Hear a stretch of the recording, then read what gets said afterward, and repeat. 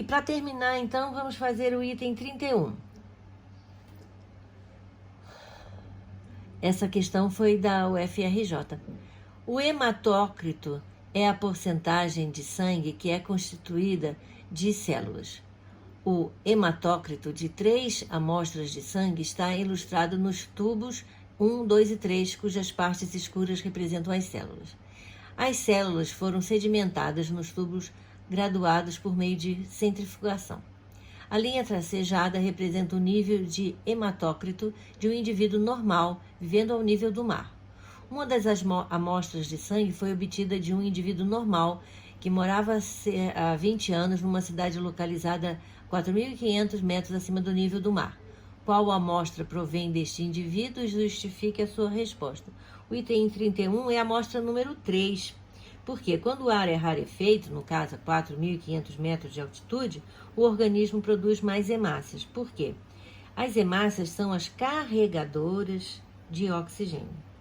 E para que essa maior quantidade possa carregar uma maior quantidade de oxigênio, para todas as células do corpo se produz uma maior quantidade de células, né? Células vermelhas, chamadas também de eritrócitos ou glóbulos vermelhos. Quanto maior o número de carregadores de oxigênio, mais vai ser essa compensação pela menor concentração de oxigênio no ar, já que o ar era mais rarefeito a 4.500 metros de nível do mar. Está aí uma técnica que se chama ambientação, que os jogadores de futebol, principalmente, né, os atletas, fazem quando vão jogar uma partida num país, que, por exemplo, a Bolívia, que é muito mais alto aqui do que o Brasil, né? E aí lá o ar é mais rarefeito. E aí eles vão alguns dias antes para aquela cidade, para que o organismo possa se adaptar, isso é, produzir mais células vermelhas, mais carregadores de oxigênio. Porque se ele chegar no mesmo dia que ele vai jogar, ele vai ter uma desvantagem muito grande quando comparado com os jogadores daquela região, porque eles terão menos hemácias, né? Então vão perder o fôlego com muito mais facilidade. Isso acontece muito em atletas que, por exemplo, fazem um treinamento em altas altitudes, né, em cidades de grande altitude, e depois voltam a nível do mar para competir naquela modalidade. Isso não é considerado doping, tá? É uma coisa que pode ser feita, né? É um truque assim que se usa para ter mais oxigênio e mais hemácias, mais carregadores de oxigênio e assim ter mais fôlego, vamos dizer, né? Para competir. 32. Nos hemogramas, conhecidos popularmente como exames de sangue, diversas características são avaliadas.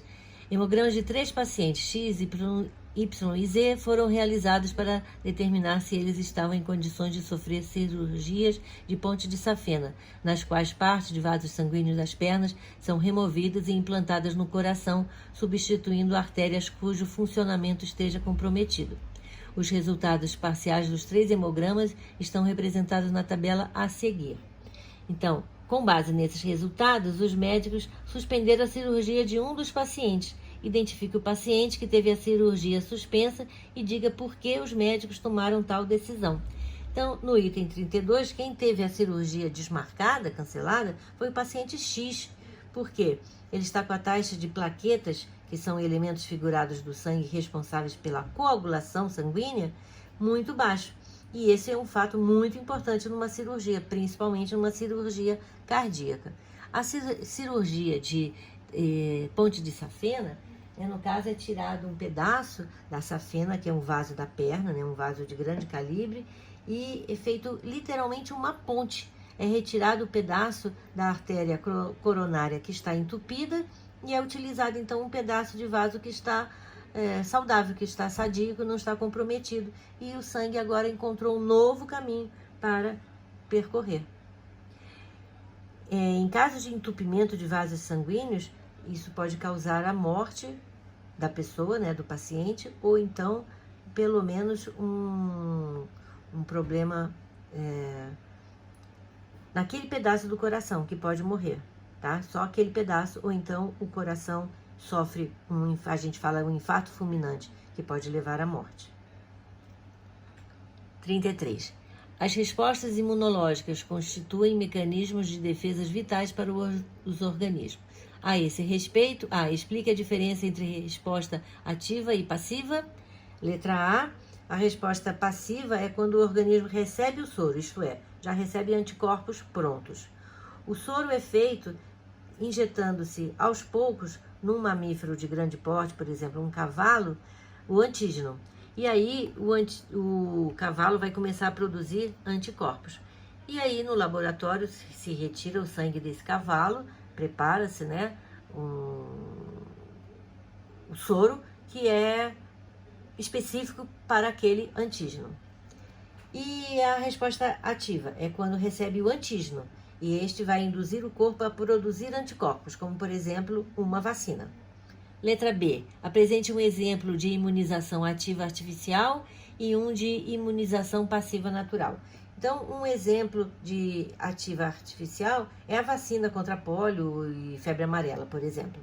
E a passiva natural é via placenta. Através da placenta, o feto recebe muitos anticorpos de sua mãe. Por hoje é só e até a próxima.